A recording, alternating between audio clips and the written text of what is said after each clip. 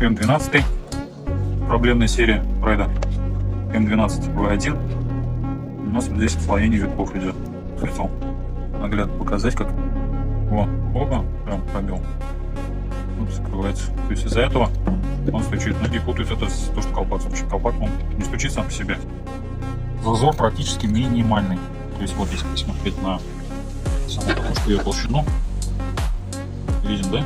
То есть здесь зазор, там прям, ну, не миллиметр, там полмиллиметра, где-то какие-то микроны вообще идут.